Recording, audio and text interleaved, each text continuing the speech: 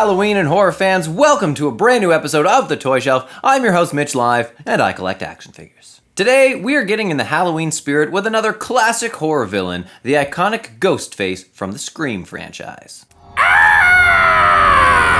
This figure is from McFarlane Toys, specifically from their Movie Maniacs toy line. Movie Maniacs is basically an entire line of one-off figures from various film franchises, and we've covered one of these on our channel already. That's our Edward Scissorhands episode, which you could check out right after this. Ghostface here was created by Wes Craven, one of the most iconic horror directors of all time. His other very popular horror franchise is, of course, A Nightmare on Elm Street. And, coincidentally, Freddy Krueger and Ghostface are both characters based on real-life events. The events of the first Scream are based on a bunch of very tragic murders in a college town in Florida. This is kind of a unique movie in the sense that it's a slasher film that puts a lot of focus on analyzing classic slasher films. It's a horror movie about classic horror movies that became a classic horror film franchise. It's just thick with irony, and the films only get more and more meta as the franchise goes on. Come on, how meta can you get?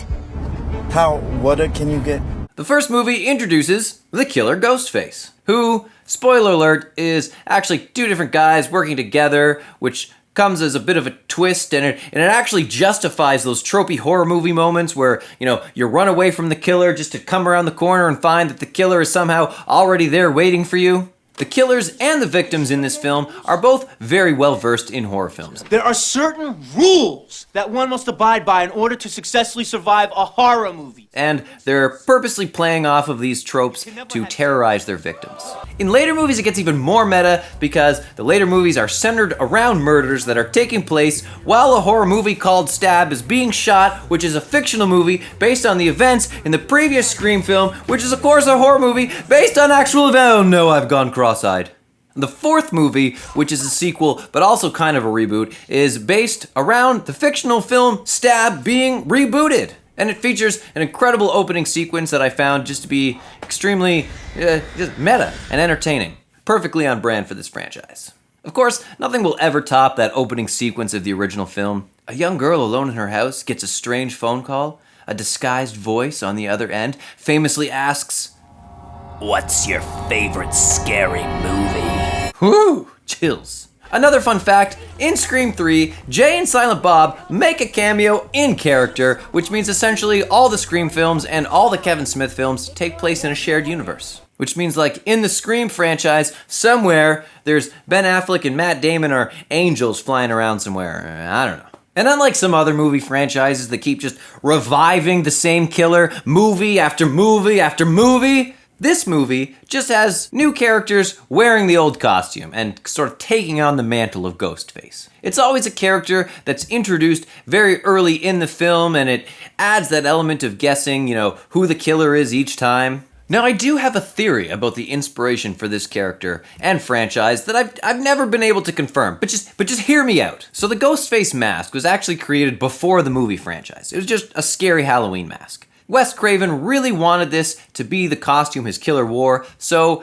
they acquired the rights. But I always thought that the Ghostface mask was based on the famous painting called The Scream. I know they don't look that much alike, it's more just the shape of the head and the elongated face that makes me think that it heavily inspired the original design of the mask, and the fact that the movie is also called Scream and the painting is called The Scream. It's just seems like too big of a coincidence. The original title for the movie was actually going to be Scary Movie, and sources say they were inspired by a Michael Jackson song and then called it Scream. Scary Movie, somewhat ironically, became the title of the satirical horror movie that makes fun of the horror movie that analyzes horror movies. Okay, this is getting way too layered. Let's have a look at the figure.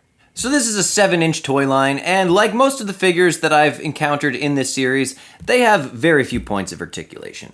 His head does move a little, but his mask kind of limits it.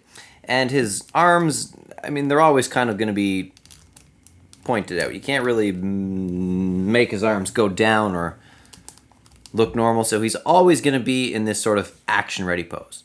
But that's fine because he looks pretty good, and unlike some other McFarlane figures, he actually stands pretty well on his own.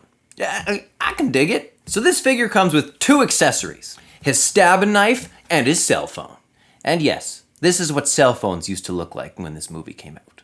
You can see here there's a hole in his hand, and then on the back of the cell phone you got sort of this peg sticking out of the phone, which just goes right in his hand, and then it just kind of stays there. I mean, personally, I'd prefer if he just kind of had his hand, fit the phone, and the phone just sit in his hand like, kind of like every other accessory for every other action figure ever.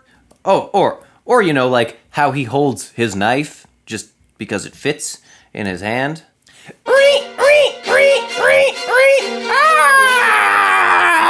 He also comes with this backdrop, which features the original movie poster, as does all the Movie Maniac figures. And they all come in this exact same frame. It says Movie Maniacs, it's got lots of bones and some rats crawling around the bottom. It's a very nice, very good movie poster, good. So it's a very cool add-on, especially for movie buffs, but it seems even more appropriate for the horror movie about horror movies. And now, he gets to go back on the shelf and hang out with his crew of other classic horror villains, including Jigsaw, Chucky, and good old Freddy Krueger, all of which we have entire episodes dedicated to. So just, hop over to our channel and check them out. And make sure to join us in a couple weeks for our big Halloween episode. All I can say about it is that things are gonna get a little strange. Thanks for hanging out with us on The Toy Shelf, and remember, you're never too old to play with toys.